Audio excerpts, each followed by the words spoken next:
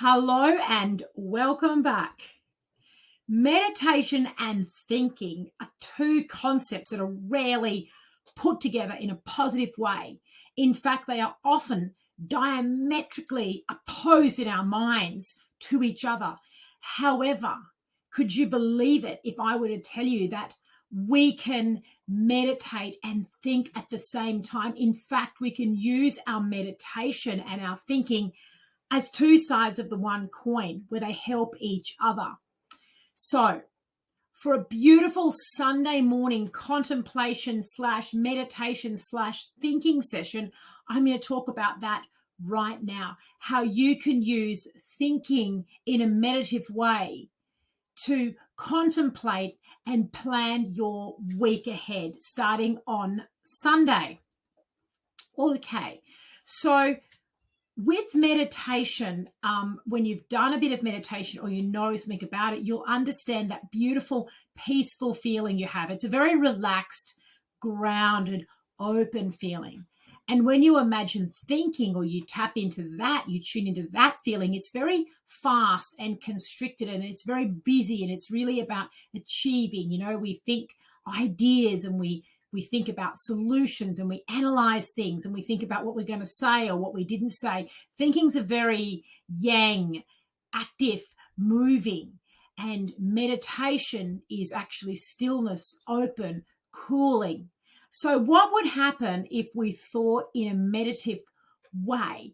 What would happen if rather than thinking in an active way where we're thinking in a very male energy way of trying to solve problems, we stepped into a feminine way of thinking, which is the yin and the openness and the cooling?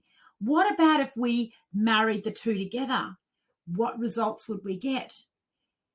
The masculine and the feminine, and obviously I'm not speaking about gender or whatnot here, I'm just sort of using generic terms for different energies, different forces, really do need to work together. A lot of trouble in our lives and indeed in the world comes about when we separate them and we make it one or the other rather than both working together. So we've got the meditation and we've got the thinking, very different. What about we bring them together right now?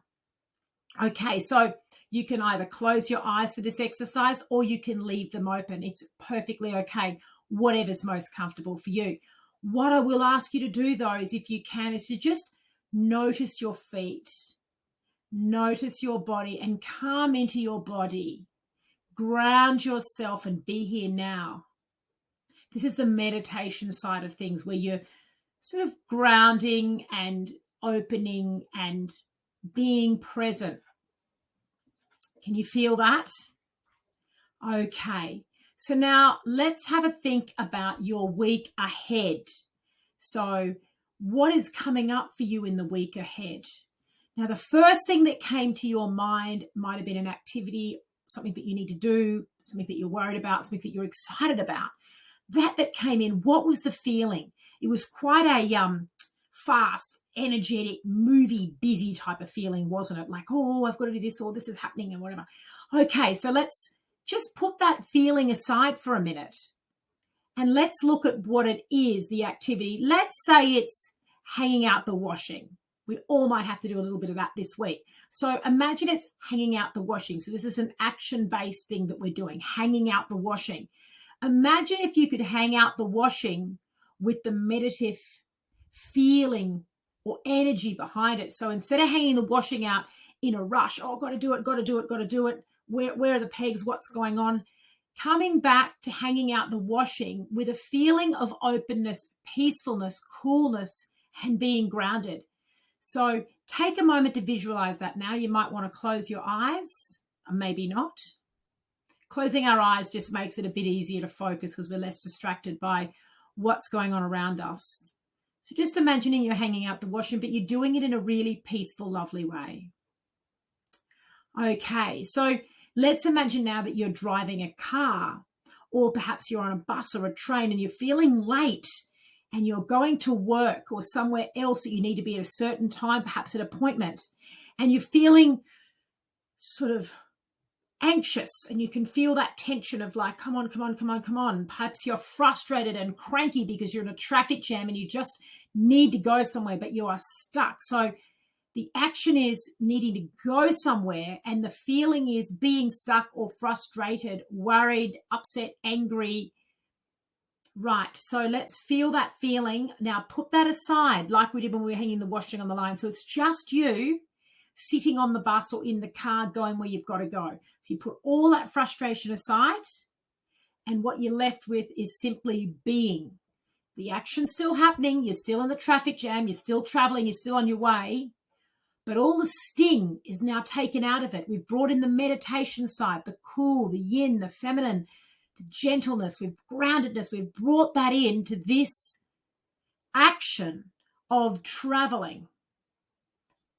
Notice how that feels differently.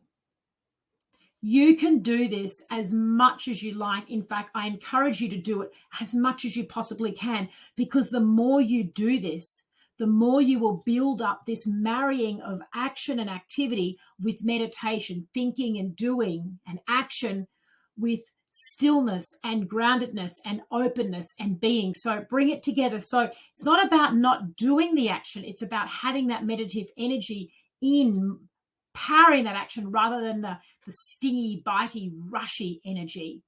So do that now with as many things as you need to do, and you can repeat the same one. So if you were doing the traffic one, but you were still feeling the sting in there, do it again until the sting is gone, and do it again until the sting is gone. See how much more you can relax each and every time.